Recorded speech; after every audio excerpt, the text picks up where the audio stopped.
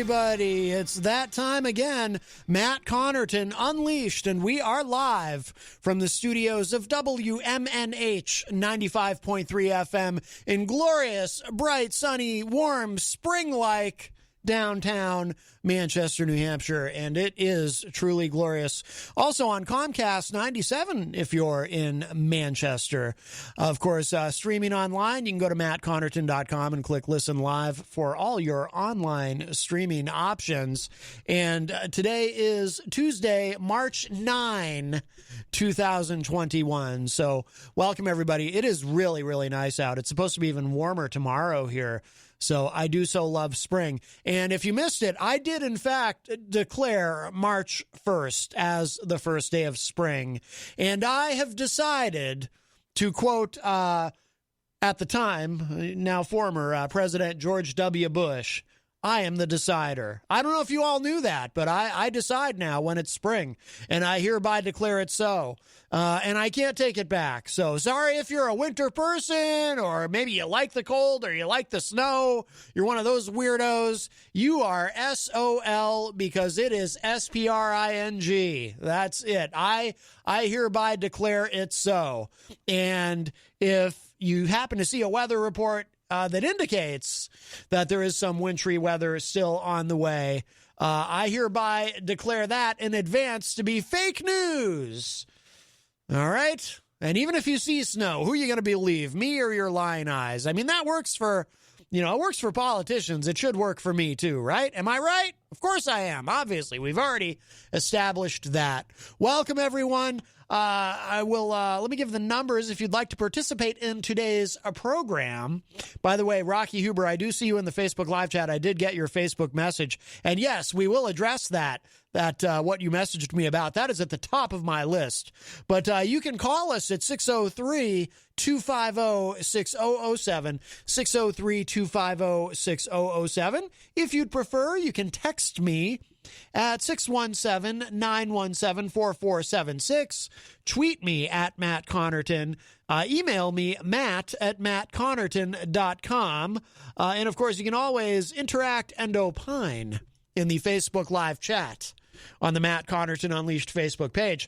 But the best thing to do so we can hear and enjoy your dulcet tones is to call us at 603-250-6007. I do want to remind you also that we are, of course, proudly sponsored by the Hop Knot in the Brady Sullivan right across the street at 1000 Elm Street. And I would imagine, I have not confirmed this with anyone, but I would imagine, I think it is safe to assume that they will be doing, setting up for their outdoor dining very shortly because the weather is so nice. And in case you forgot already, I have declared it spring.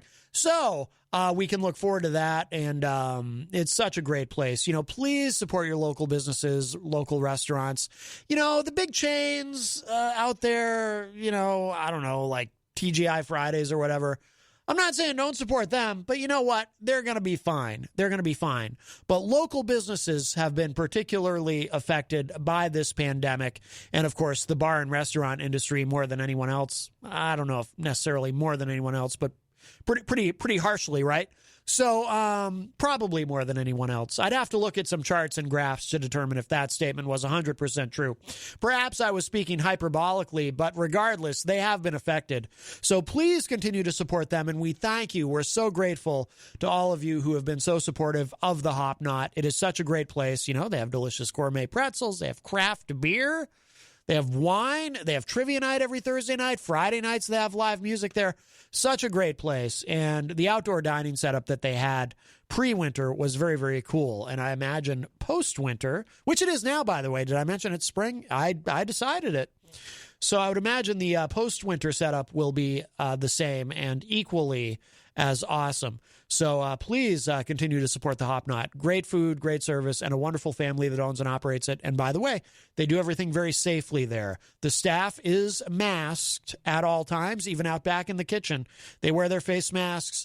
The tables are nice and spread out, and they do clean and sanitize consistently and diligently. They take the COVID-19 pandemic very seriously there, which is important. And it's one of the many reasons why we are so honored and proud to have them as a sponsor of this program and of WMNH. And we have a call. Hi, welcome to Matt Connarton Unleashed. Who's this?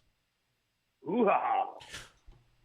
Hoo-ah or hoo-ha? I can't quite. Sometimes it sounds like you're saying the other thing, which is more of a subject for the other program, Matt Connarton Unsheathed. But we'll go with hoo-ah. I assume that's what you meant. Hi, welcome, Tony D. from Philadelphia. How are you, my friend?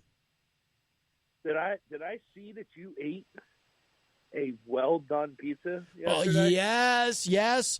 Our wonderful friend Rocky Huber ordered us a well-done pizza from Simon's.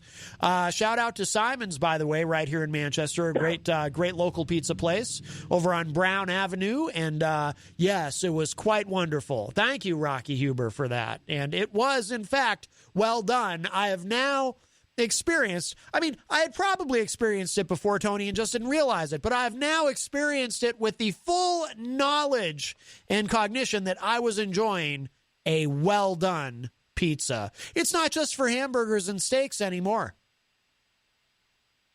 So what did you think, though? Oh, it was great. It was great. I loved it. Nice and crispy. I do like a crispy pizza, and it was delicious. So have we moved the terminology now? When you order your pie, you will be saying, I would like my pie well done? I just might. By the way, Christian Lacoste is in the Facebook live chat. He says that pizza was legendary. Legendary. That was very good. But he criticizes me on chicken sandwiches. Right. He needs a roll with me. The problem is your Popeyes is too new. Oh, right. They don't have it under the wraps yet. Well, and then now that you brought it up, Tony, and by the way, I will never in my life eat at Popeyes. It's just not my thing. But I will say, you maybe you're being hyperbolic, maybe you're being literal. I don't know. But you have declared Popeyes chicken as being God's chicken. And that does seem, in Christian's defense, that's a little over the top, is it not? That's saying a lot. God's chicken? Wait. Yeah. The chicken sandwich is God's chicken. Right. I'm not a fan of the chicken on the bone. No, me neither. I don't like chicken off a bone either. Ever. I don't like meat off a bone. The chicken sandwich is God's chicken. At least the Popeyes I go to gets it right. Nice and crispy, very juicy in the middle. Got that great sauce on there, and it comes with a pickle. And it's just, the combination works. What is it about it that makes it God's chicken, though? That's a big statement. Do they sprinkle some holy water on it? Mix it with the mayonnaise, or what? How does that work? I'm going to explain it to you. Okay. I live in a primarily black community area. There is a lot of fried chicken places around here. You got Crown Fried Chicken, you got USA Chicken, you got Church's Chicken, you got Ben and Still's barbecue. Yeah, and you got all these chicken places around here. Sure, I've had their chicken sandwiches. Mm-hmm. The way that the African community makes it at this Popeye's chicken, the manager, Jermaine is his name, will tell you he puts the love into these chicken breast sandwiches. But does he put the love of God into the sandwiches? I'm pretty sure it is blessed by a saint before it is given to you. I'm pretty sure it's baptized. Wow. Listen. I didn't know. I couldn't. When I come to visit, I can't bring you the sandwich from here because it's going to be soggy. Just like I can't bring you a cheesesteak. Yeah. Because it will be soggy. You're not going to get the full experience. Nobody likes a soggy sandwich. That's true. Yeah. So I can't let you experience this because it's going to be soggy. But I will tell you this. The white chicken places around me don't know how to make the chicken sandwich compared to all the other ones. And that's the truth. That's the truth. That's God's honest truth. I will never go to those places for a chicken sandwich. Right. Jermaine at the Popeyes in Camden, New Jersey, told me specifically, because I'm a frequent flyer. I put love into these chicken sandwiches. Okay. And that's how I know. That's how I knew that these are blessed by a saint. Saint Germain. So when I eat these sandwiches, I know where I'm going when my time comes. I'm right to the pearly gates. Oh, I didn't know. Wow, they have a Popeyes there. That's amazing.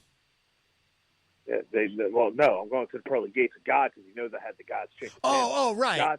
God specifically told Jermaine to work at this Popeyes and tell these people how to make a chicken sandwich. Whether it's Popeyes recipes or Jermaine's recipe, it's God's chicken, dude. Hands down. I'm going to have to, I don't mean to sound skeptical, but I am going to have to confirm all of this with Father Bruno if we ever hear from him again. I do need his input on this because these are big statements. What's that? I'll tell you what you need. You need a minister from a black church who has cookouts every Sunday call the show and tell you how they cook. And then you would understand what I mean. I would understand the God's chicken. I'm not being racist when I say this. Yeah, I know. But there's a difference between a white barbecue and an African American barbecue. You go to a white barbecue, you get burnt hot dogs and burnt hamburgers and cheap rolls. Well you done. Go to, yes. Like when I go to my black friend's barbecue, you get ribs that fall off the bone, 6 different macaroni and cheeses, collard greens that are out of this world, homemade fruit punch, and biscuits that are so freaking delicious. You just want to slap yourself in the face and call yourself dirty names. Wow, that's just that sounds. That's. I got to admit, that sounds pretty hot. Now, okay, all right. So you have all kinds of God's food there. It sounds like. Oh, I've experienced a lot in my times growing up. Wow. I've experienced a lot. See, Crown Fried Chicken's not a place you want to go to because you can get chicken and you can buy cigarettes there at the same time. Weird. Nice. See, you know why we don't have God's chicken here, even though we do have a Popeyes, is because I don't know if you know this, Tony. I was surprised to learn this when I first learned this. And I don't know if this statistic has held up over the years. I assume that it has. But the last I knew, New Hampshire is the most secular state in the entire country. We are the least church-going state. Well, of course, now nobody hardly goes to church because of the pandemic, but we have been the least church-going state in the entire country. We are godless heathens here, and so we probably are not. We're not godly enough to eat God's chicken. I'm just going to come right out and say it. You've never been to a Baptist mass in this part of the country? No. Do we even have Baptists here? Let me tell you.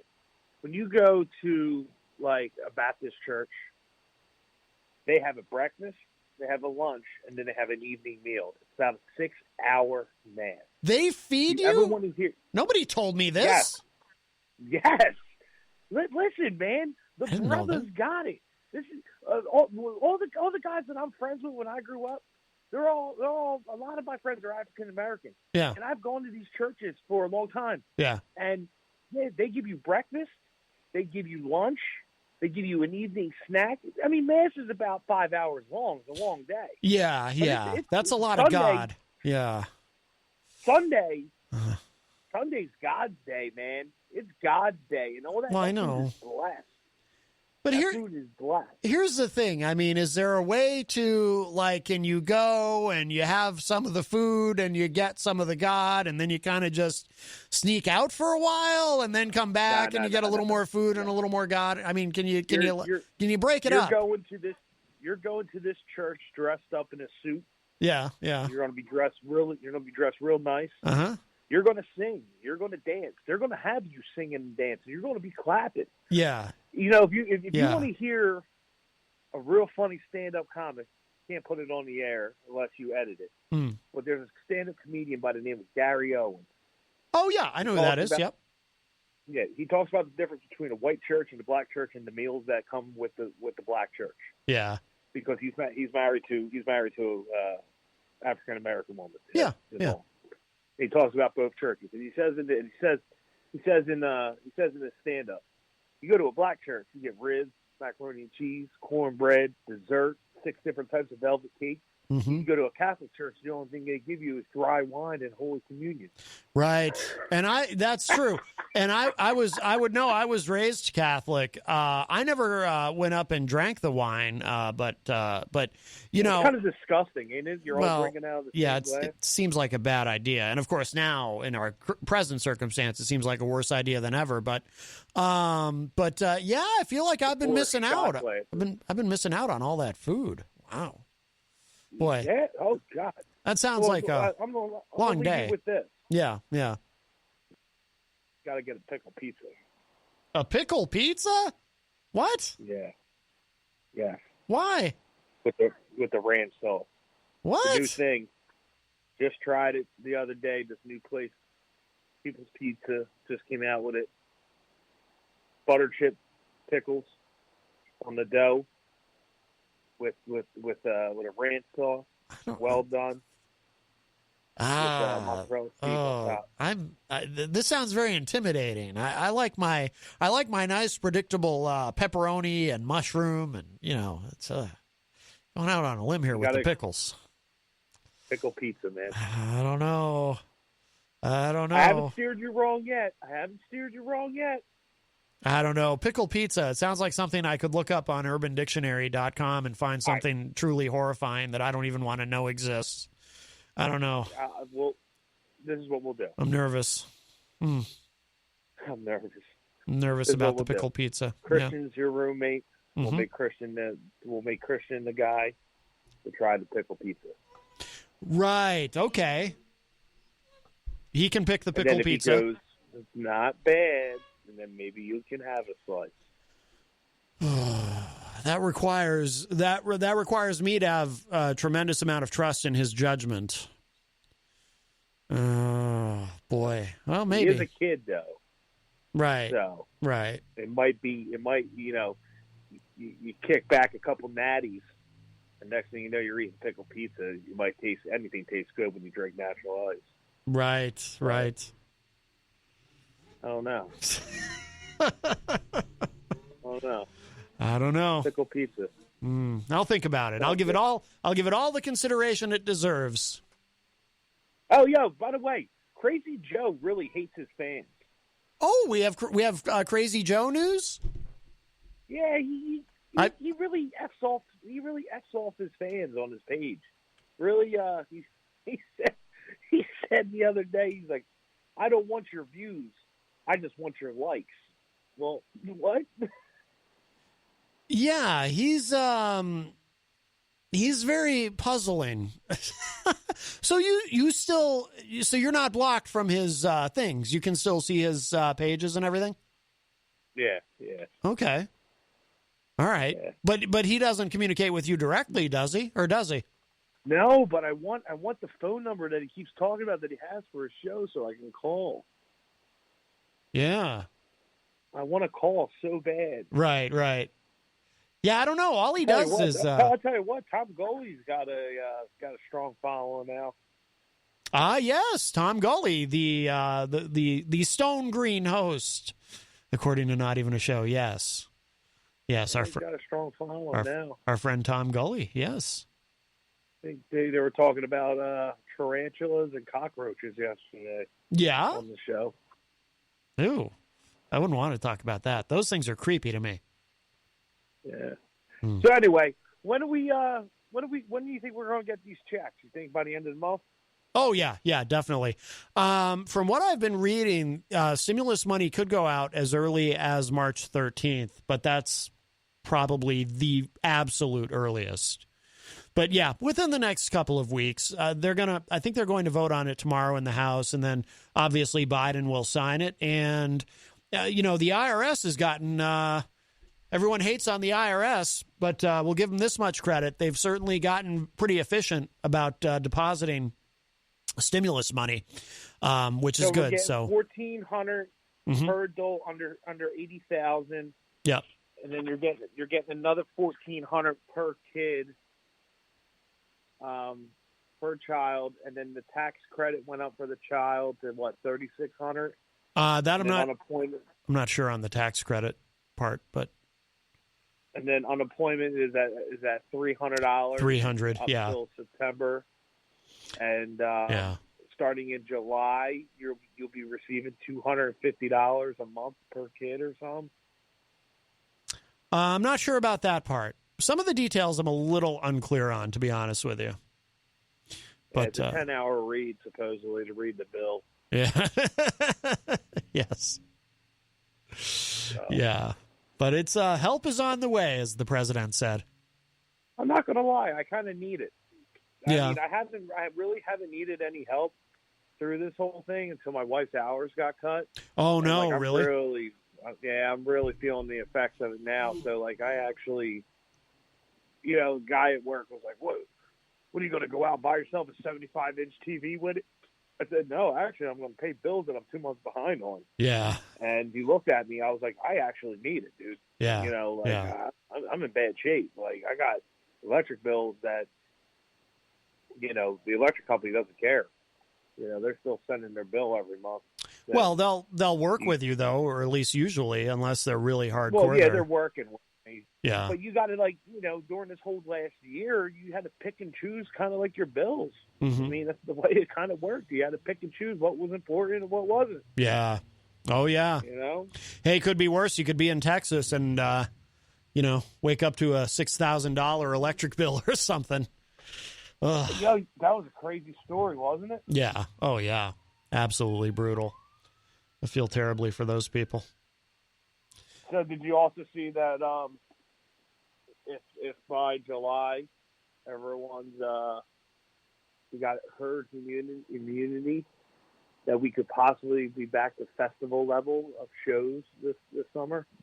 I think it's very possible. I'm worried about. I mean, there may also be another big surge coming, so I'm worried about that. I mean, I'm cautiously optimistic, like I've been saying, that by summertime, this summer will be the beginning of things starting to normalize. But I'm also worried about getting a setback because we've got the variants, we've got spring break, which is in progress now. All the D-bags going to Florida who don't care if they accidentally kill their grandparents because they just feel they have to party, and that's more important to them because we live in a country heavily populated by sociopaths. Very true. Yeah, and then you've got the states that are lifting the mask mandates, like Texas and Alabama, I think or Mississippi. There was one state that was going to lift it, and then they decided to delay lifting it a month. But so we have, because it's like I always say, I use this. I know it's a little bit of a violent metaphor, but there's the sirens. But it's like I always say, we're so close to finally crossing the finish line with this pandemic. But America's like a marathon runner. A runner who's who's been running this really hard race, is about to finally cross the finish line, but instead would rather pull out a gun and blow his own head off than cross the finish line. That's our country, because it's like there's just a certain segment of the population that's like, no, we got to make sure we cram in as much sickness and death as we possibly can before everyone's vaccinated. Are you kidding? We're at only 500,000. We can do more than that. Come on, this is America. Let's kill some people. So, which is very frustrating to me. I read an interesting article today, which kind of made sense. Amtrak and I guess United Airlines wants to do vaccinated consumer rail cars and flights. So you wouldn't have to wear a mask on there. Everyone would have to be vaccinated prior to showing their card and all that stuff, but it would be a 100% vaccinated plane, which in reality, Matt, that kind of makes sense. Mm-hmm. It kind of makes sense to, like, if the whole plane is a vaccinated plane, it kind of takes the burden off of that fear of wanting to travel. which I also thought was going to happen anyway, that you were going to have to prove that you were vaccinated to get on a plane or a train eventually. I felt like that was going to happen anyway. Right, which I have no problem with at all. I have no problem with it. I think it's a good thing. Like even staying in a hotel. Even staying in a hotel showing that you're vaccinated, you know? Yeah. You know, if you're going to, like, the Bahamas or, you know, wherever you may be. Obviously, Florida doesn't care because Florida's just Florida. They might as well just become their own country at this point. But, right. You know, whatever. Yeah. But that's all I got. I'm going to open up the phone lines because I know, you know, you're a hot show. You're a hot show nowadays nationwide, all over the place. That's right. Yeah. All right, Tony. Well, thank you for the call, my friend. Oh, will you be? You should plug the Tony D Show. Will you be on live on Saturday? Yeah. We. Oh man. I don't even know. I don't even know if I want to tell you the topics that we're talking about. Just tune in TonyDShow.com. All right. Very good. Very good. All right, man. All right, my friend. Take care. Be well. Be safe. All right, pickle pizza. All right, I'll think about it. All right, bye-bye. All right, Tony D from Philadelphia, the Tony D Show. That opens up a line for you, 603-250-6007, 603-250-6007. You can text me at 617-917-4476. Tweet me at Matt Connarton or send an email to matt@mattconnerton.com. And let's see. Let's say hello to everybody in the Facebook live chat. Looks like a lot of activity in there. Eazy-G is a top fan, and he is in the chat room. By the way, Eazy-G Eric Gagnon will be Skyping in on Thursday at 4:30 to do his entertainment report. And don't we all look forward to that? Yes, I'm already quivering with anticipation and excitement. Rocky Huber asking Eazy-G how the Relay for Life is going. Yeah, Eric has been just doing a phenomenal job. I think he's raised over $1,500 now for the Relay for Life. And Rocky says, wow, just when I thought it was only about Trump, LMAO, love the song. Yes, Randy Rainbow. I did open with a brand new track, a brand new song from Randy Rainbow that I saw popped up on YouTube right before coming on the air. Let's see. Rob Dion is in the chat room. Rob, of course, host of Through the Stage Door here on WMNH, and, of course, the entertainment reporter on The Morning Show Thursday mornings. Rob brings in a keyboard, does name that tune, and so on. It's really awesome. Christian Lacoste is in the chat room, says, what's up, guys? Jenny is in the chat room. Jenny says, shalom, peeps. Christian, as I mentioned, said the pizza was legendary. Jenny says it needed pineapple. Again, I disagree. I feel that pineapple on pizza is an abomination since we've been mixing religion with food. Christian says, damn right I criticized your Popeye sandwich. It was garbage. Oh, my goodness. Wow. It's Satan's chicken, man. Ooh. Brian Mackey, who is a top fan all the way from Idaho, is in the chat room. He says, it's a great chicken sandwich. Brian Mackey, a big fan of the Popeyes. Melanie La Liberté, still have no idea if I'm saying that remotely correctly, says, that's blasphemous. Yes. Christian says, I'm just kidding. It's not Satan's chicken, but it's not good. Rob Dion says, I want to try the new McDonald's chicken sandwich. Melanie says, God's fury will rain down upon you. Oh, that there's a Johnny Cash song I could play at the break today. I haven't heard in a while. Maybe I'll do that. Let's see. Melanie says, repent now to save your soul from eternal damnation.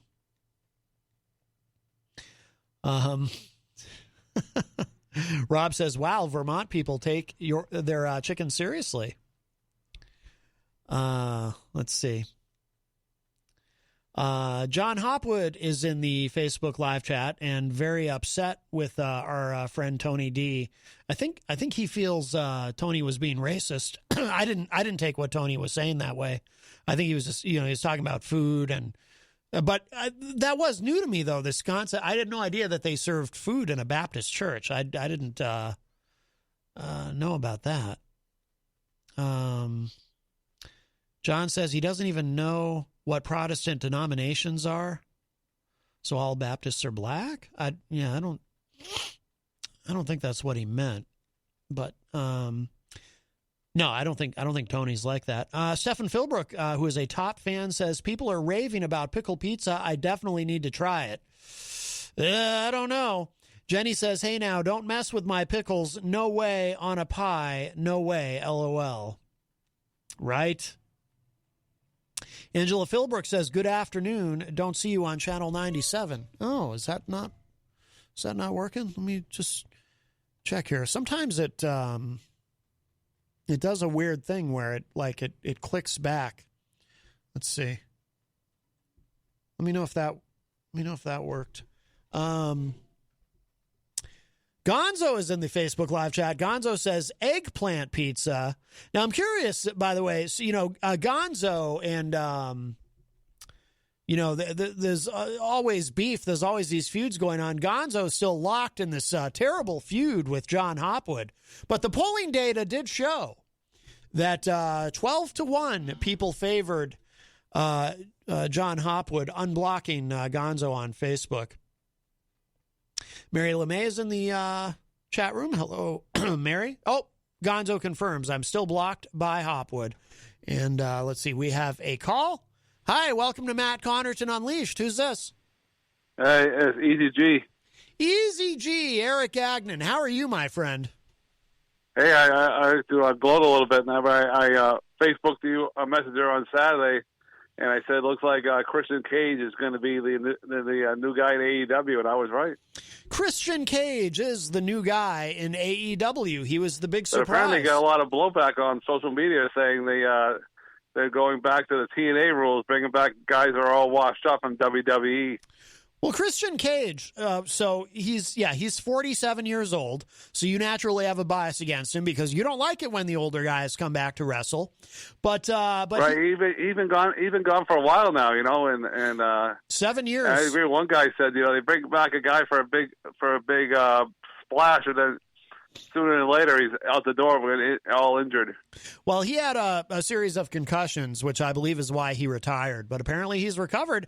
And from what I understand, he was in the Royal Rumble this year in the WWE. Apparently a lot of people on social media were not impressed. They wanted like a guy like CM Punk or somebody. But well, that wasn't going to happen. He's never coming back. He's all done. That was not on the menu. I don't think he's ever coming back. Don't you agree? CM Punk? No, I think he would have by now if he was going to. Now, by the way, Eric, I'm really glad you called. We had a request. Rocky wants. So are you?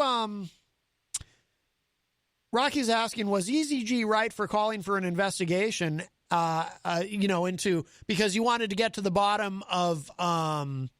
You wanted to get to the bottom of Christian Lacoste. Was he actually living with Jenny and I? And then, Christian has been angling on the air for your job as entertainment reporter. So is that the real reason you were calling for an investigation? Do we have a scandal, a new scandal? Is there beef? Are you beefing with Christian? A new scandal? I wasn't aware. What's the scandal about this time? Well, you were calling for an investigation into whether Christian was, in fact, living with Jenny and I. And oh, yeah, but that's over now. So I believe it now. So that's happening at the same time that Christian is angling for your job as entertainment reporter. Yeah, I think I heard about that, but I don't think he really wants it. He's just joking around like he usually does. You don't think he wants it as much as you do, because ultimately it comes down to who wants it most. Right, I see. Yes. Probably not. All right. But if you heard, too, the match with that other old fart Sting there, and they taped it ahead of time. What? They taped his match on the Revolution. They taped it ahead of time, like they did with the old guy Undertaker. I misunderstood what you were saying. Yeah, because Sting is 62 years old, so they're doing. We live in an era partly because of the pandemic, and partly the influence of Broken Matt Hardy.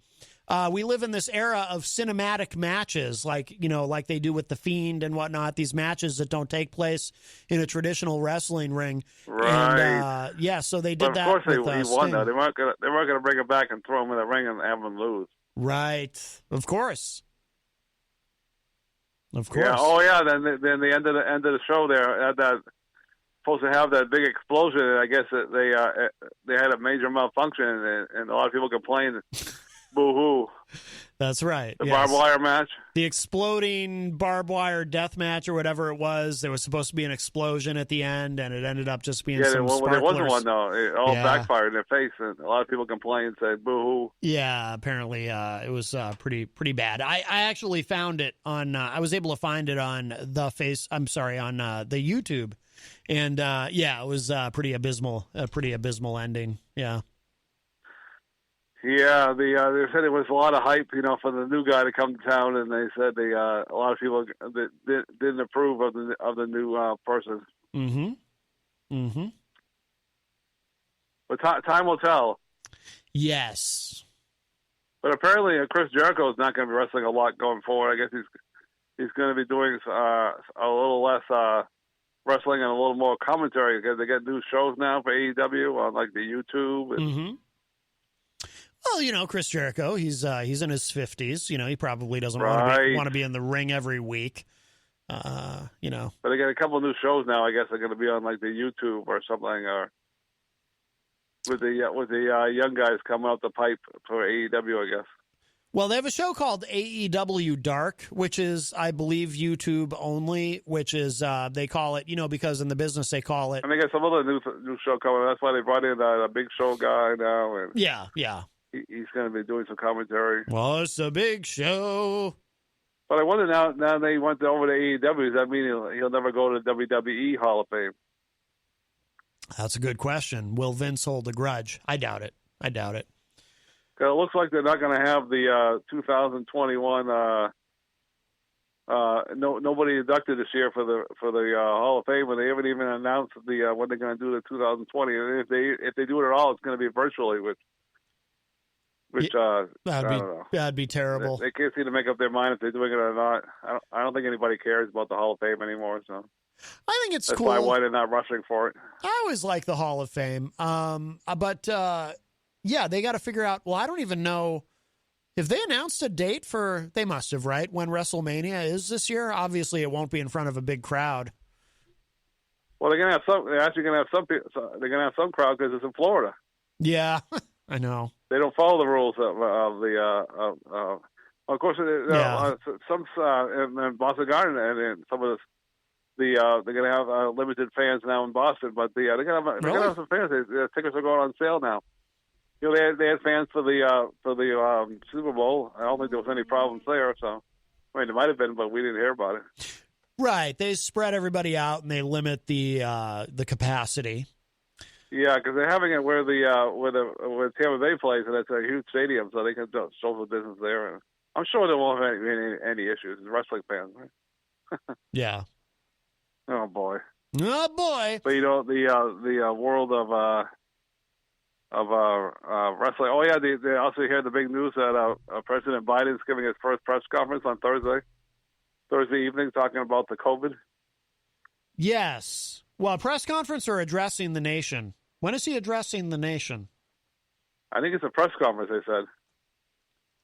I'm confused now. You've confused me. Is it a press conference?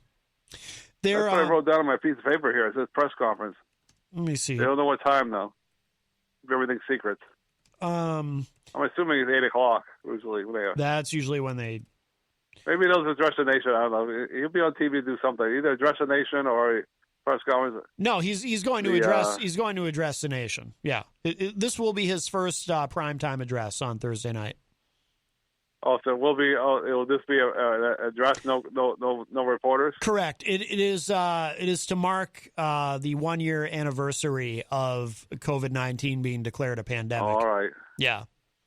So I forget the guy's name, but the guy this morning on the GIR there was of course he's a big Trump supporter. He was ripping into Joe Biden, and he was making fun of him the other day when he was talking about to the reporters, and he couldn't remember somebody's name, and the guy says, well, and the guy on the radio show said, I don't know what's going on with Joe Biden. His memory's not going well, and how soon will Kamala Harris take over, and who's really in charge of the White House? And, oh my God. Yeah, well, they got to peddle those little Freudian slip there, those right-wing conspiracy theories. There are different leaders, because Joe Biden was, I'm not sorry, Trump was on your face all the time, and tweeting and whatever else he was doing, and fake news, and he was in your face, and this guy is the complete opposite. Yeah. Yeah, absolutely. It's a different style. It's a more traditional style. I do think, however, there probably is some effort and some strategy to kind of limit his interactions with the press and the media, because Biden, and this, by the way, doesn't have anything to do with his age or cognition, Biden has always been a little bit gaffe prone throughout his career. So I think there's probably some effort to, you're right. They don't want, here's the thing. The guy was saying, well, we never see the guy. We always forget he's the president. But just because we don't see him on the TV or the radio, that's nice in a way, though, every day isn't it? doesn't mean he's not doing the people's work. Well, it's kind of refreshing, isn't it, to not have somebody, not have him in your face every day. 8 o'clock doesn't make him a bad president. Right. It goes to bed at 8. I know people were saying Donald Trump, he was up at 3 a.m, ready to go. It's like, that was his style. But well, yeah, he was that's not everybody's style. He was up at 3 a.m., ready to tweet. I don't know what time it was, at 3, 4, 5 a.m., I don't know. Supposedly he's an early riser. He was ready to roll, and I guess he didn't get a lot of sleep. He was, you find it hard to believe, but I think he was a little hyperactive. Donald Trump is known for being what is called a short sleeper, which is, I think that's actually a clinical term, and it refers to people. There are some people who, for whatever reason, they only need between 4 and 5 hours of sleep, and they function the same way that an individual who gets 8 hours of sleep is able to function. There's a number of famous people who have been short sleepers, including not only Trump, but President Bill Clinton. Also, Jay Leno is a short sleeper, apparently only needs 4 hours a night. There's at least one or two other really famous people who are known for being short sleepers, but that actually is a thing. There are people who just, something about the way they're wired, they just don't need a lot of sleep. Oh, yeah. I'll leave you with this funny thought. I was listening to one of your replays. Of course, sometimes I've heard the replay, many times, but I felt it was really one of the craziest replays when Pauly C was getting into a wicked argument with one of the callers. Oh, Fred Bonig. Yeah, that's in the... oh, my God. I've heard it many times. It's like, every time I hear it, it's like, wow. That's an argument. By the way, I am working on a new series of best of episodes because the 36 or however many of them that we have in the rotation have gotten a little old. But that is in, I believe, the best arguments edition of the best of Matt Connarton Unleashed. Of course, there's the one with Mike Doyle and John Hopwood. That was a wicked argument, too. Oh, my God. Another epic argument, yes. I like it when a fight breaks out on the show. I think it's fun and exciting. Oh, yeah, but the one with Pauly C was, wow, that was really... Yeah. That was a classic argument. That one was interesting because they actually basically agree politically, Pauly C and Fred Bonig, but Fred made a comment about Trump supporters that really got on. He doesn't really call anymore, pulse. Does he? Fred doesn't call. No, I only hear from him once in a while now. I know he's been very, very busy. Fred's a very busy guy, and I think with his current schedule, he's just not able to listen much. I think he also, I think his brother passed away recently, and that was his older brother, and so I think he's been occupied with that as well, with family stuff. Yeah, very sad to see that. All right. Fred's a great guy. All righty, we'll leave it at that. So, I was going to tell you that the last couple retro special radios have been really good. So I wanted to get that out there too. So Paul's listening. Yes. I know you're on the show, and your other friend there, Dan, I think is his name. Dan Randlett. Yes. Yes. A couple of great shows there, and so I enjoy listening to them. Retro Spectrum Radio, Friday nights here on WMNH. So I wanted to get that out. So we'll talk to you later. All right, Bye-bye. Eazy-G. Bye-bye. All right, Eazy-G, Eric Gagnon, our entertainment reporter. He'll be calling, Skyping in Thursday, officially with his entertainment report. Well, that opens up a line for you if you'd like to get in with a call before we take a break at the top of the hour, 603-250-6007, 603-250-6007. You can also text me at 617-917-4476. Tweet me at Matt Connarton or send an email to matt@mattconnerton.com. I see our friend Mike Pelopita, who is a top fan, is in the Facebook live chat. Mike, of course, from another one of our wonderful sponsors here at WMNH, Queen City Cabinetry. Hello, Mike. Mike's a big supporter of the station and all the shows here. Tony D in the chat room. Tony's a top fan, taking exception with John Hopwood's comments. Tony said, "Oh, Hopwood, stop trying to make someone look like a racist when you grow up in an area, and that's what I grew up with. It's what I'm used to. I can judge." Well, it goes on from I don't want to end up rehashing the whole thing, but Alex Whiteley is in the Facebook live chat. Alex, our friend from the UK, across the pond, as they say. Alex says, hey, hello, Alex. Jenny and I had the honor and privilege of being on Alex's show, What's the Difference, a great podcast on the US-UK network. You can find out more at usuknetwork.com. Jenny and I were on there, via the web, of course, because does anyone say that anymore? The web? I forget if we used StreamYard, I think. Not that the technical details matter to you, but Alex is in the UK, so and his co-host Tom Bruno is in Vermont. So it was the four of us. We had a great discussion. Dan Lavasser says Republicans are pushing voter suppression laws to win back offices. That even includes New Hampshire. Well, they're always Republicans are always pushing this idea, and of course, it really kind of reached a zenith, I suppose, with Trump.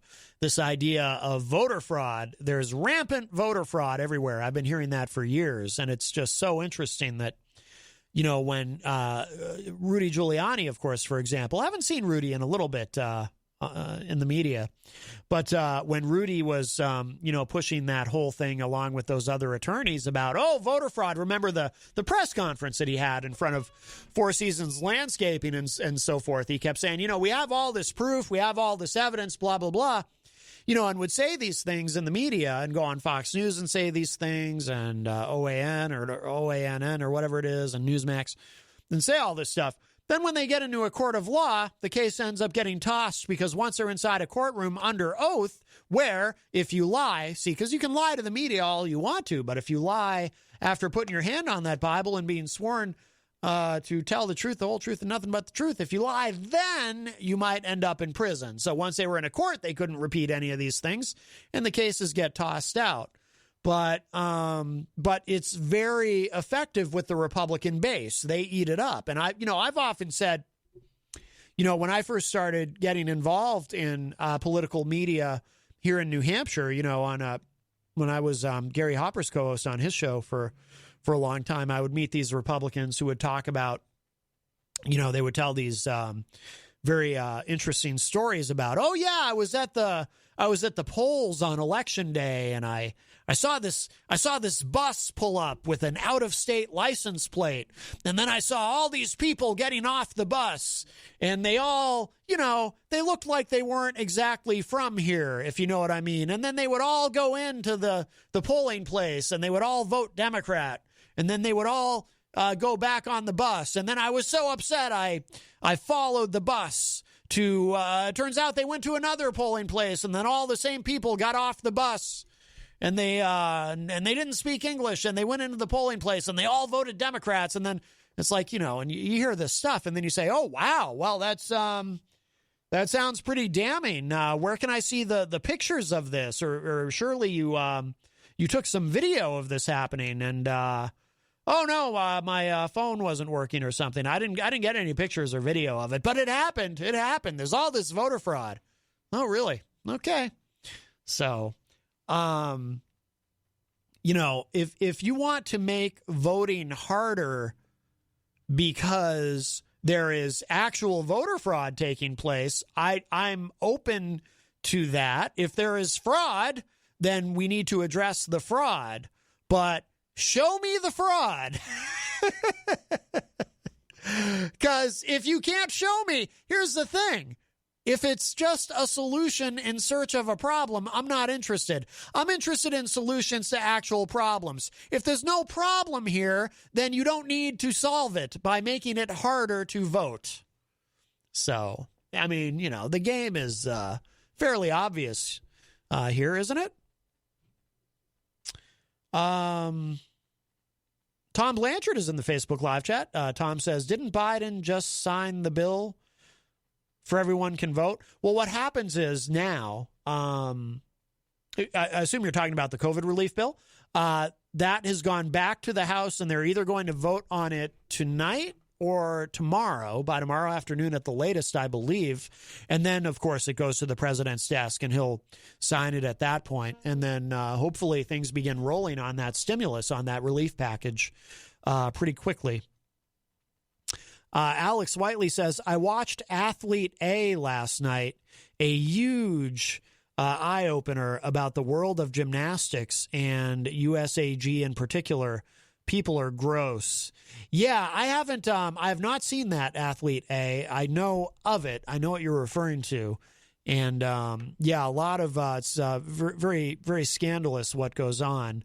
And what we're learning about. But I think what we'll do is we're at about the 5 o'clock hour. Let's take a quick break. I need to refill my water. And you're tuned in to Matt Connarton Unleashed, and we are live from the studios of WMNH 95.3 in Manchester, New Hampshire. Here's a song I haven't heard. We'll play this going into the break. I haven't heard in forever. Living Color. It's called Type. But I think the lyrics are still relevant. So we'll give this a listen, then we'll show some love to our sponsors, and then we will be right back. More of your calls, more of your interaction. I have a few things in mind that I want to get to today on the show, so don't go anywhere. There's plenty more to come. Why the hell would I take a test? Come on, man.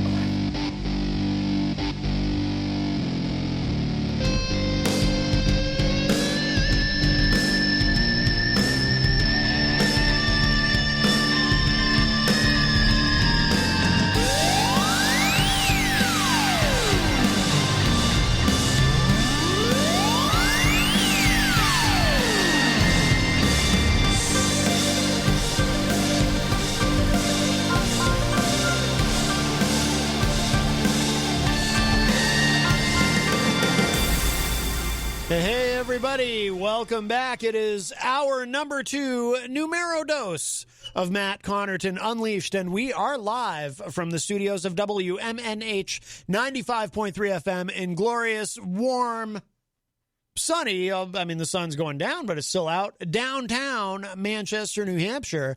Also on Comcast 97 in Manchester. In addition to WMNH 95.3 FM, and of course, streaming online. We are on the Facebook, on the Matt Connarton Unleashed Facebook page. My apologies to everyone. I had to restart the Facebook live feed. We got bumped at during that Living Color song, Type. I assume it was because of the song. It's an ongoing issue that doesn't happen very much anymore, but for those who don't know, and some of you may have had this happen to yourselves when streaming yourself on Facebook or anywhere else. We doing Facebook Live here from the radio station.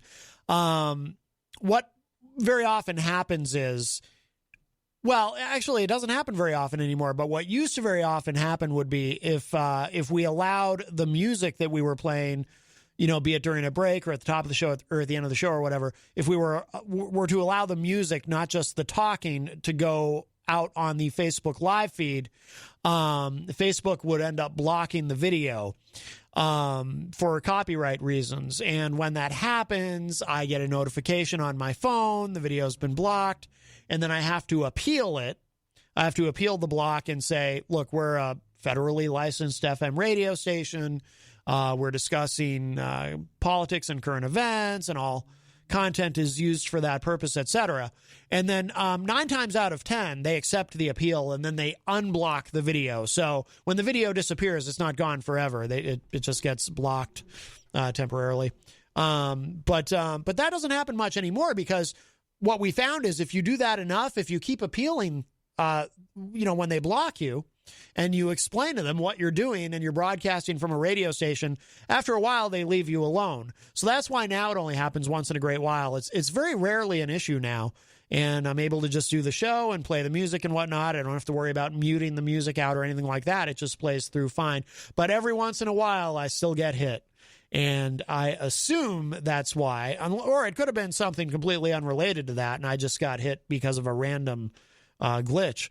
Facebook can be a little glitchy at times, but I assume it's because I played that Living Color song and it got flagged, and I'll have to appeal it and they'll unblock it, and then the video will be back. But when that happens, we then have to restart the Facebook feed. So welcome back, everybody. And if you were enjoying us on Facebook before, and now you're enjoying us through some other medium, come on back to Facebook if you'd like and participate in the Facebook live chat. We would love to see you back in there.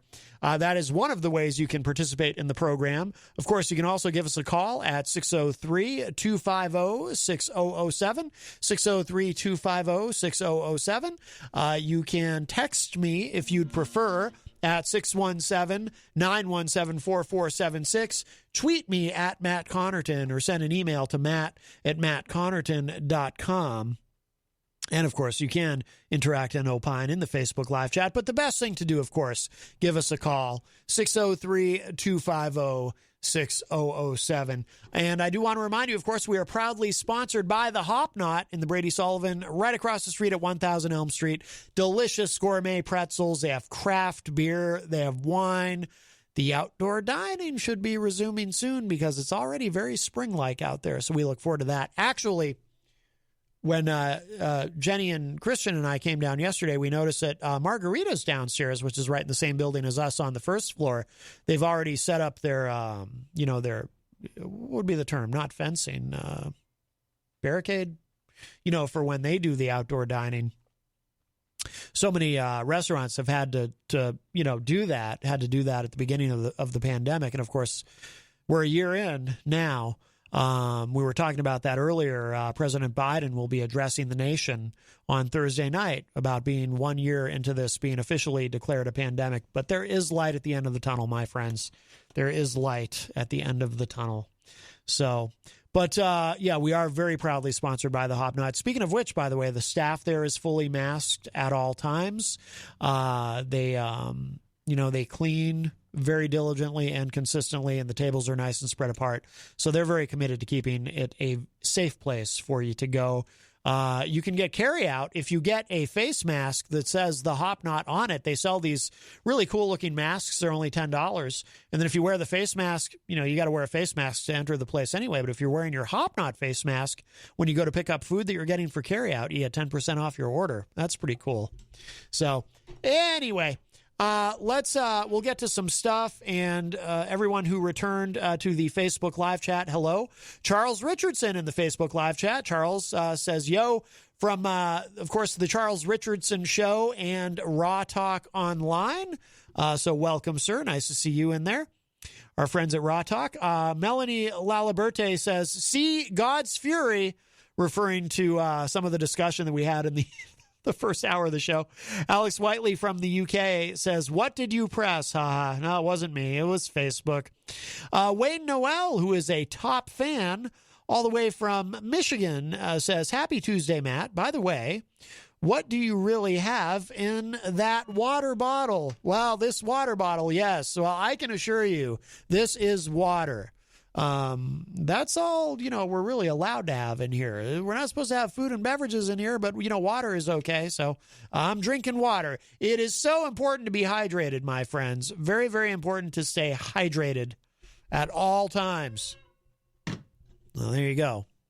I can prove that I'm hydrated at all times. I always have to use the restroom during the break. So there you are.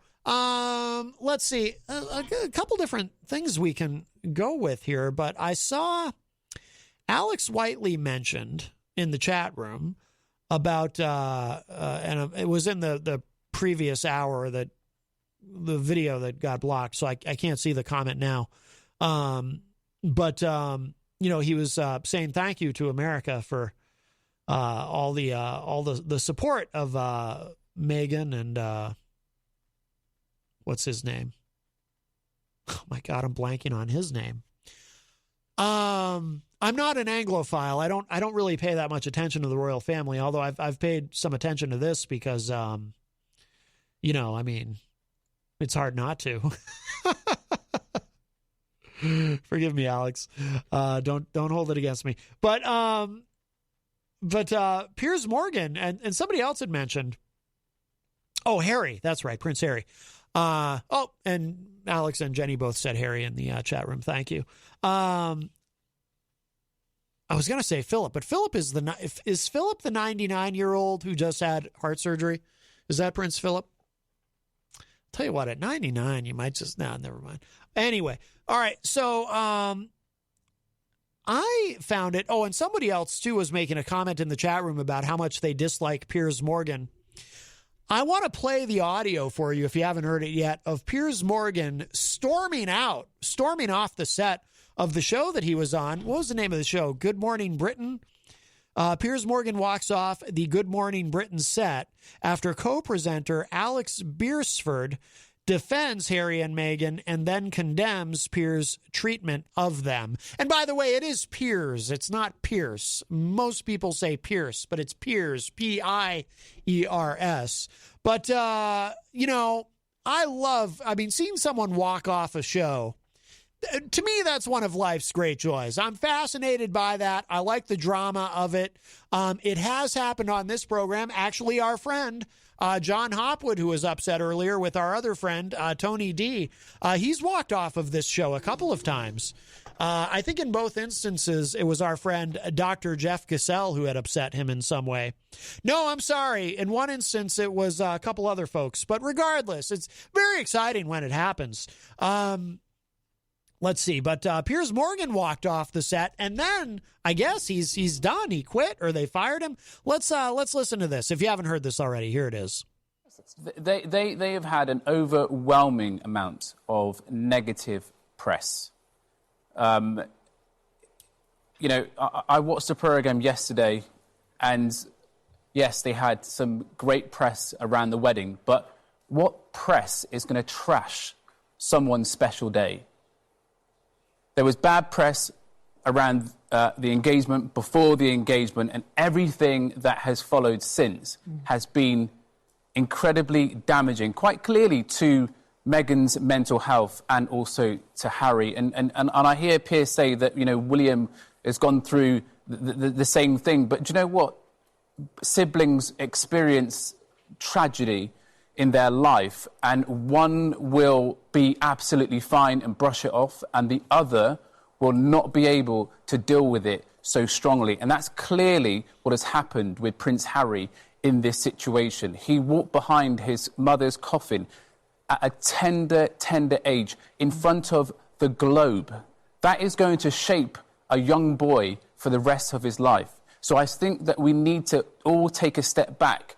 And I understand that you don't like Meghan Markle. You've made it so clear a number of times on this programme, a number of times. And I understand that you've got a personal relationship with Meghan Markle, or had one, and she cut you off.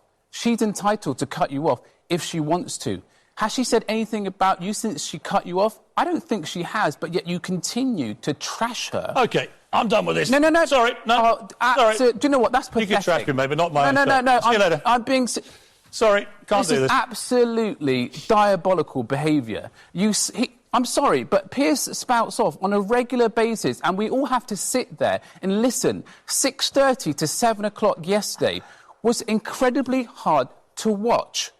incredibly hard to watch. Now, I have a question, though. Did Piers storm off because he was upset by what his co-host on that program was saying, or was he just upset because he keeps calling him Pierce instead of Pierce? I'm kidding.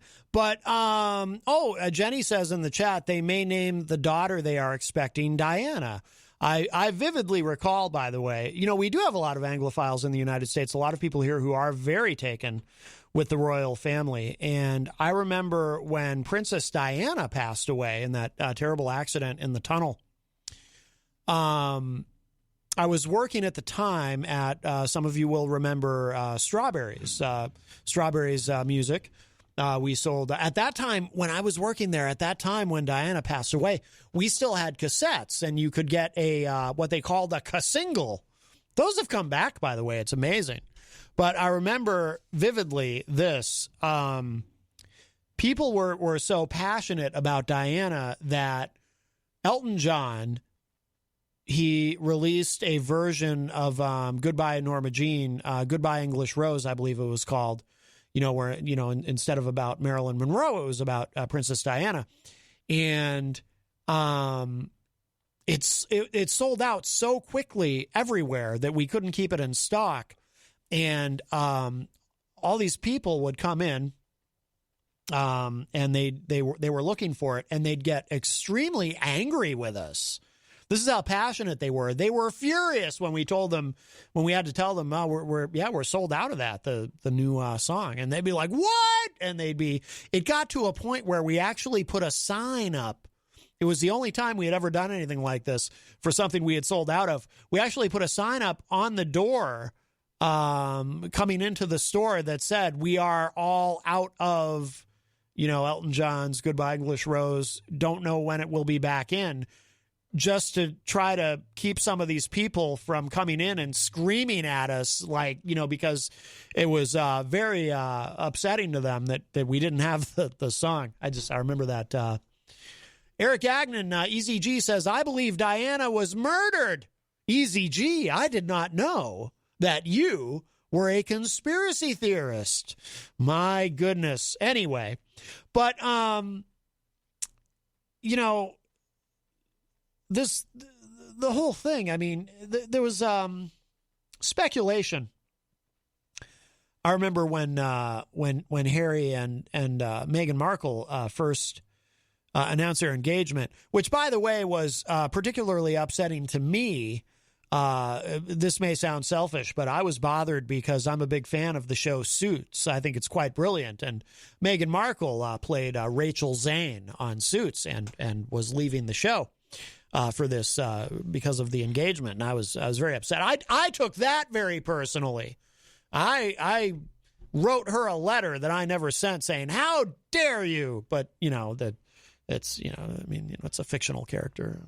Anyway, so, but there was a lot of talk about, she's half black. This is, how's this going to go over? And now we're finding out through that interview with Oprah. I was very surprised, at some of the revelations. Alex Whiteley says, I wish I could call in and have my input on this, but I'm at work, or I'm in work. Well, you know what? I'll tell you what, just in case, I'm going to open up Skype because I'd love to hear your input. So if you get a break or if you get out soon, Alex, if you happen to get out for any reason before we wrap up the show, although we're only here another 30 minutes, but you're welcome to Skype in. If not today, another day, but I would love to get your input on all of this, actually. Jenny says, the firm refused to give their son Archie a title, and that means he will not be given any security.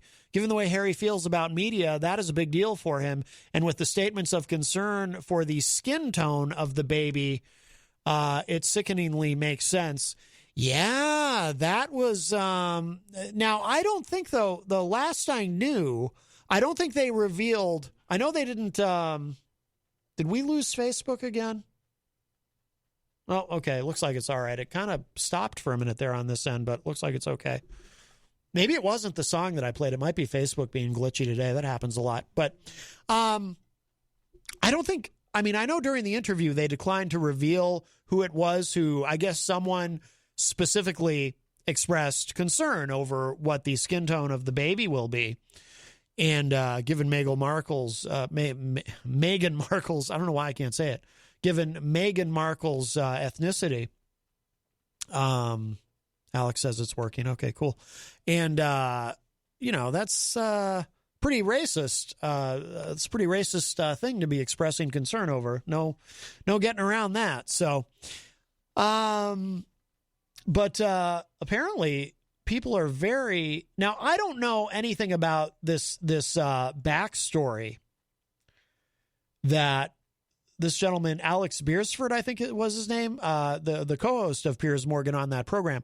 He made reference to Piers used to be friends with, or maybe he just got to interview her or something. He was friendly with Meghan Markle, and he is persona non grata, apparently.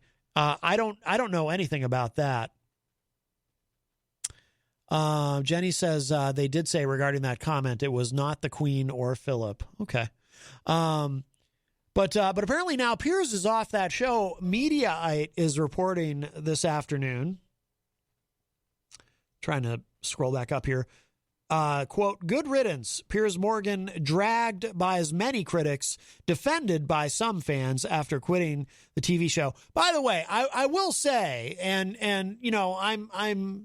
I've never had any particular opinion of Piers Morgan one way or the other. But I will say this much.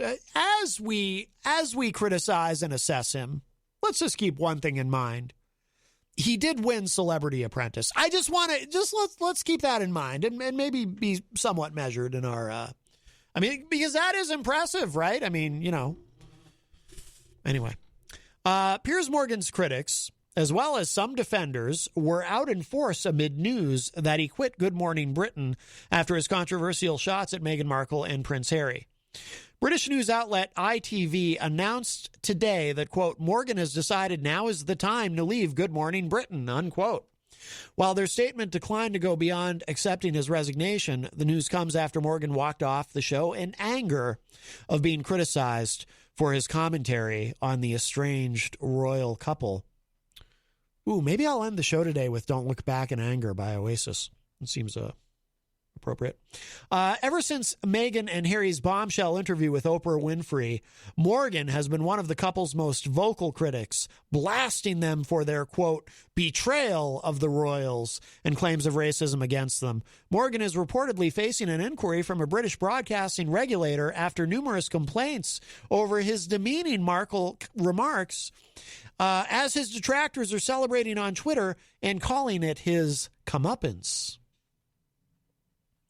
And then there's some examples of that, but it says here, we won't go through all those, but it says here, of course, no opinion is universal, and there are those decrying the news and calling it a moment of cancel culture. Well, how can it be cancel culture? He canceled himself. He walked off. Maybe he'll come back to America and we'll see him show up on OANN or Newsmax or something.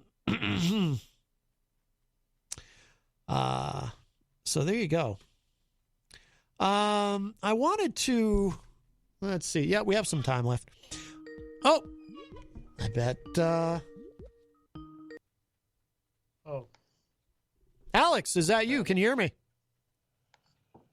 I can now. Hello. Oh, good. Can you hear me? Alex Whiteley, how are you, my friend? I'm glad you were able to Skype in. Uh-oh. What's going on? Are you there? To check this first. Yeah, so... Okay, give me a second. Setting. Keep talking.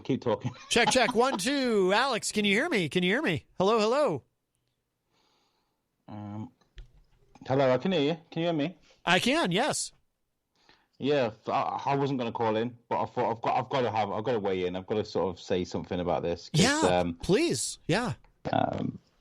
Obviously, what's been going on is a huge talking point for a lot of people across the world.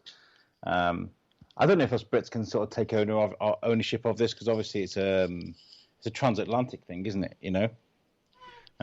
But I think one of the most important issues about this is, of course, the race. That's a terrible issue for anyone to be dealing with. But when it comes to people being racist in society, I think it comes from the tippity top, doesn't it? Well, I mean, yeah, it is certainly if. Well, we got a lot of that. Well, I think in the last 4 years, we saw a lot of people in the U.S. Certainly feeling emboldened to kind of let their freak flag fly, so to speak, as far as how they really felt about certain people. If you know what I'm saying, yeah. And I just feel like it would have been. This is a huge opportunity for people to make a stand when it. You know, from the top, how good would it be, and how humbling would it be for the royal family, Piers Morgan, all these people in high places to say, do you know what? Maybe we've got a few things wrong.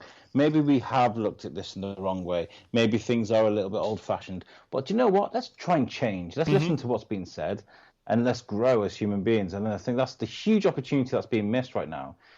And these 1,000-year-old traditions are from the institution. You know, you forget that the institution is a lot older than the Queen. You know, these things have been put in place for hundreds and hundreds of years.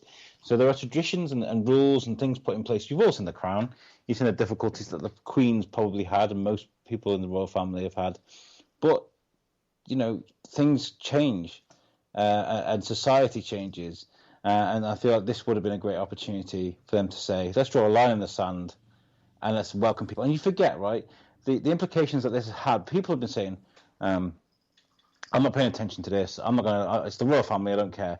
But the Commonwealth is a huge part of the world, a huge part of the world. And I think I saw the figure, I think it was on Oprah, they said that 60% of the Commonwealth is people that are black, or people from countries that, you know, aren't white. And so there is a huge responsibility here to sort of stand up for those people and do something decent. And then, so that's chapter 1. Chapter 2 is the mental health issue.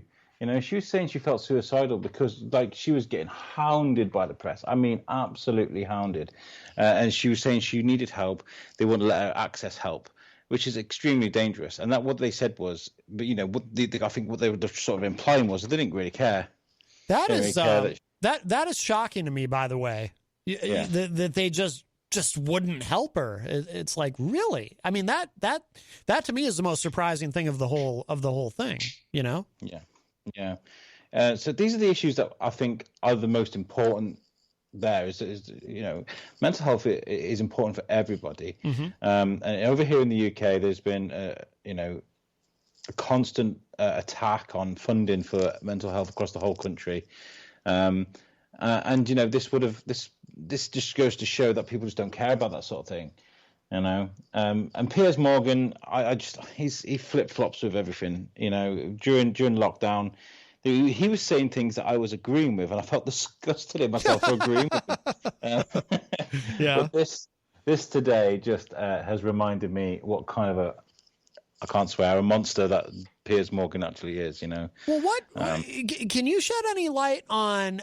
Because I'm oblivious to what his co-host on that program was talking about Piers had some sort of a relationship with Meghan Markle, but now she doesn't speak to him or something like that, or doesn't allow him access. Or I can't without opening up other tabs and stuff and researching out, which is a very tacky thing to do live on the radio. Without I can't exactly say what that is about, but all I'll tell you is Piers Morgan is not a very nice person. I think there was an instance where the papers that he was working for were tapping people's phones in very sensitive circumstances. A lot of people got in trouble for it, but he didn't. He's just a snake, and there's pictures of him with Jeffrey Epstein, Rolf Harris, Gary Glitter, all of these unsavory people that he's sort of, you know, socialized with, and you want to take his word for, you know, it's not worth listening to. And then I think I've just read today actually that Paul Burrell. I don't know if you know who Paul Burrell is. No, have you heard his name? I'm not familiar. He was like a head butler for the palace. and he was apparently he'd stolen things from the palace. He was telling story. He literally dished all in a book about what goes on in the palace. He's basically called a bit of a traitor, really. And he became famous because of this. And he's just had his basically Oprah approached Diana years and years ago, and Diana turned her down, and he was like, she would be disgusted that they've gone onto Oprah's show. And I was just like, well, who cares about what you think? You're disgraced. Yeah. You know, there's all these horrible, unsavory people coming out the woodwork and having their 2 pence, and nobody really wants to hear it. Right. You know. Yeah.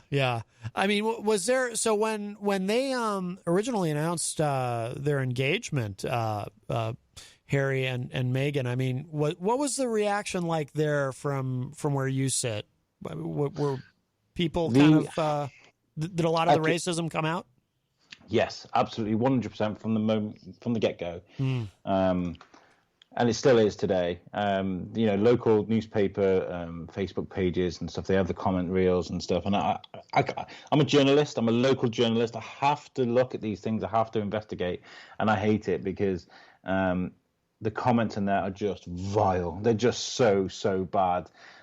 It's basically another forum for the All Lives Matter group to sort of congregate and have their say, and it's definitely it's a huge problem. Racism is in the UK. Whenever there's a terrorist attack, whenever something like Meghan Markle comes up or the Black Lives Matter things up, there's just this noise in the background, and it's very loud. And I just feel like this would have been an opportunity for the people, the peers, the people up there at the top, to actually tackle this and say, do you know what? Let's look at this in a you know, sort of measured way, and let's actually discuss this instead. I've heard rumors that the palace were apparently trying to quash this thing. They want to try and get rid of the program, which was viewed by tens of millions of people last night. They're not going to squash that. They're not going to get rid of it. Right. But that's their approach, is let's just make this disappear and bury our heads in the sand. Yeah. You know, there was a newspaper article, the front line of the Mirror, which is one of the big tabloids over here. Oh yeah. Read that this was apparently the worst crisis in the palace for over 85 years. And you're forgetting, like, hold on, wasn't Prince Andrew just isn't he wanted in America for the Jeffrey Epstein stuff? How is that not worse than what's going on now? Right. It's just a circus, absolute circus. When anything to do with the palace or the royal family, it's a huge embarrassment, I think. What are, by the way, the attitudes generally there about? I mean, I'm sure it's not monolithic, but about Prince Andrew. Are people there creeped out by him? Do they just kind of ignore it, or? Well, you can go into the comment threads where people are slamming Meghan Markle or. What's going on today, and you'll be like, well, what about Prince Andrew then? And there's an unresounding silence. The silence is almost louder than the noise that they're making, because people then they forget about that, and then they have no comment about that. You get the typical fake news stuff, when there's a lot of evidence to suggest that actually, there was a lot going on. There's when it comes to the royal family, it's not a new thing for there to be an army of supporters and an army of non-supporters. But at the moment, the way I'm seeing it is, I think I compared it to you on the show you're on with me. Actually, is that they're almost like Trump supporters, but for the royal family, because they don't listen to the negatives, the super hyper negatives that are out there at the moment. As for anything that damns the royal family, but anything that is a damage to the royal family, they will defend it with, and it's just crazy. It's just a weird scenario. Yeah. And Piers, I assume has he always been consistently loyal to the royal family, or has he ever criticized them that you know of? Do you know what? I don't know. Yeah. I think he is a royalist, always has been. Yeah.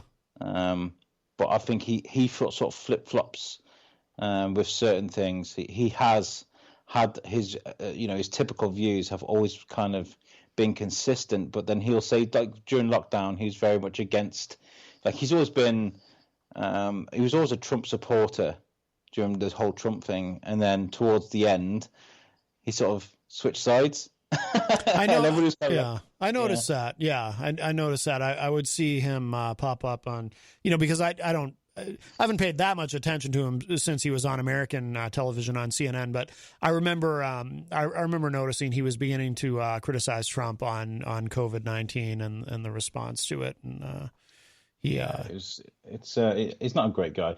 But this I put a picture up earlier of this Alex guy that I couldn't believe what I was seeing, because the way that Alex guy on Good Morning Britain slammed. He put it into the most perfect sentence. You know, when you think of those things, you know, when somebody insults you and you go to bed later that night and you think, oh, I should have said that to him. That's what he did, but in person on live TV. And he destroyed Piers in front of the nation. And I shared the picture today of Hero of a Nation, because he's got rid of Piers Morgan in the most poetic, most beautiful way. I think he should be knighted, in all honesty. This guy. Yeah. Piers will just start a podcast or something, and but this is what happens, you know. I spoke to you about Gina Carano and yes. all these people that have been they've been outed as these monsters, or these people saying these horrible things. Really, what they'll do now is they become martyrs. They'll go on podcasts, mm-hmm. they'll go on shows, they'll become the new Alex Jones. They'll spread misinformation, and that's what happens, isn't it? Mm-hmm. Oh yeah, absolutely. That is exactly what happens. Oh. All right. What were your thoughts on this, though? The Piers Morgan, as an American, mm-hmm. Seeing that for the first time as Piers Morgan, what were your thoughts initially? Well, to me, I mean, the Piers Morgan thing, and him walking out, I mean, he just seemed like kind of a big baby. It's like he's not even going to sit there and counter what Alex is saying to him. He's just going to, because he didn't respond at all, other than really saying, I'm not sitting here for this or whatever, and just storming off. Yeah, it's like somebody hit a nerve, obviously. And I gotta say, his co-host Susanna Reid, the lady that's with him, she's an absolute sweetheart. She went from sort of BBC News TV in the morning to Good Morning Britain. She's beautiful. Everybody loves her, and she looks so awkward. She looked like she just wanted the ground to swallow her up during that thing. It was so hard to watch on behalf of her, but at the same time, it was like, yeah, get some Piers, you know. Right.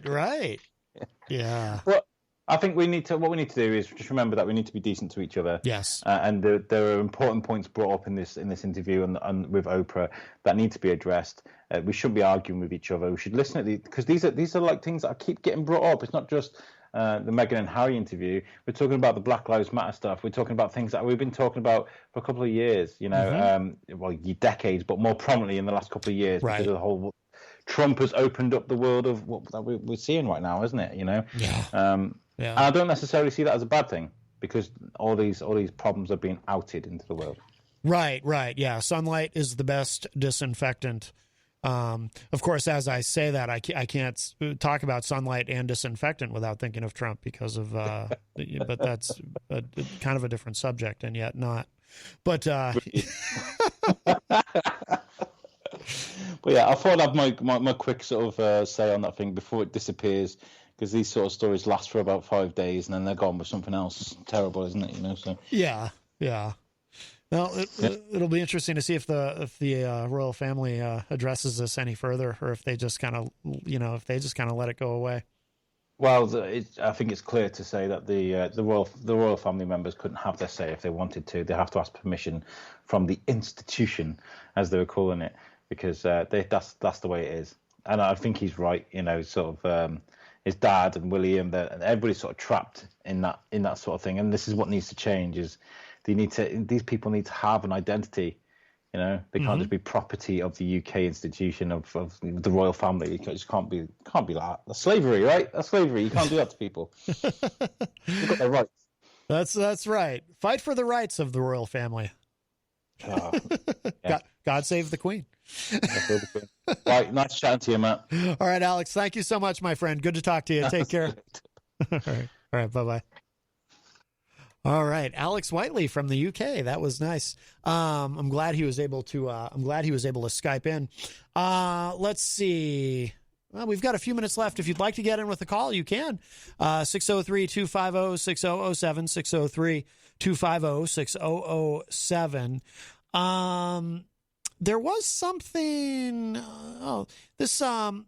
was a which way do we want to go? There's a couple different ways we could go. There was some good news. There's always so much bad news. Maybe we should try to end on something positive. There was some good news without getting too into the weeds on it, that apparently this Pfizer vaccine, the Pfizer-BioNTech vaccine, is said to be quite effective against the variants. We have these terrible variants, but it looks like, or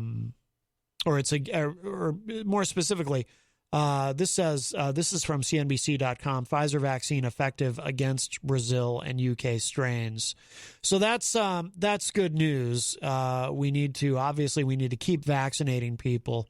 If it is true what President Biden said, that we can have enough vaccine to get everyone vaccinated by the end of May, and if we can actually get everyone vaccinated by the end of May, that is huge, and we can finally begin to wrap this thing up. Another quick thing, thehill.com is reporting that woman number 6 has now come forward with an accusation against Governor Andrew Cuomo of New York. Just briefly, maybe tomorrow we'll get back into this, but he continues to just drown in this sea of sexual harassment allegations. It says here, another woman today accused New York Governor Andrew Cuomo of sexual harassment.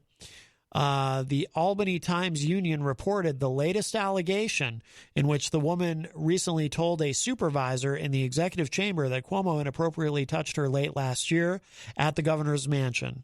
The Times-Union reported the woman, whose identity the outlet withheld because she could not be reached for comment, is a member of the executive chamber staff and had been summoned to the mansion to do work, according to an official close to the matter. The Times-Union reported that Cuomo's office learned of the allegation over the weekend, and it was reported to the governor's council by other employees in the chamber. The news outlet added the complaint was sent along by the governor's office to the office of New York Attorney General Letitia James, who is overseeing a probe into multiple harassment allegations made against the governor by former aides and other women in recent weeks. So it goes on from there. Like I said, we're rapidly running out of show, but if we have time tomorrow, we'll look at that again. And just one other quick thing that we don't have time to really delve into, but I wanted to mention it. There's this it's kind of odd. Trump apparently sent a cease and desist letter to the RNC, the Republican National Committee, telling them to stop using his name. The Independent, which is located in the UK, speaking of the UK, is reporting Trump sent a cease and desist letter. Now, this is from a few days ago, but there's an update on this. So the original story is Trump sent a cease and desist. He was enraged that his name and likeness had been used to raise money for organizations that would then help reelect Republican members of Congress who voted to impeach him. So he was mad about it. And then the update, very briefly, being that apparently the RNC has responded. I think it was today.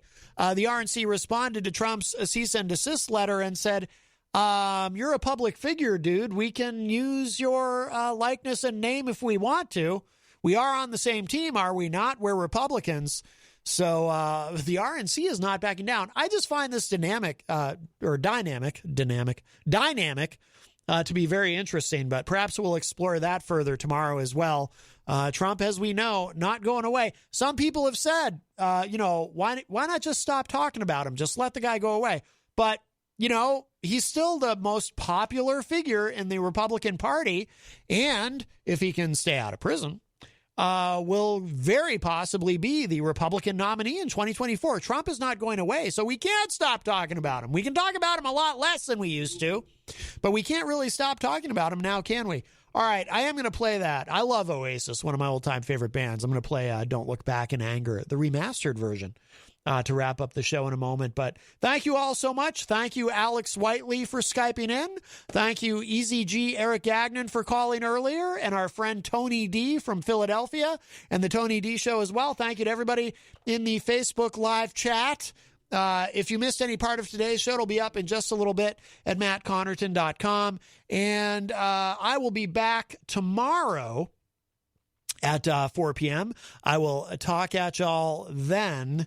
There's an announcement, by the way, about Retro Spectrum Radio, but with Paulie C, but I don't know if I'm supposed to say anything yet, so I'm not going to. There may or may not have been a Facebook post addressing it already. I'm not sure, so I'm going to play it safe and just not say anything yet, but it's good news. Anyway, Retro Spectrum Radio, Friday nights here on WMNH, and I'm Paul's co-host on that show, along with our friend Dan Ramblett. All right, we're going to get out of here. I'll talk at y'all a little bit later. Bye, everybody.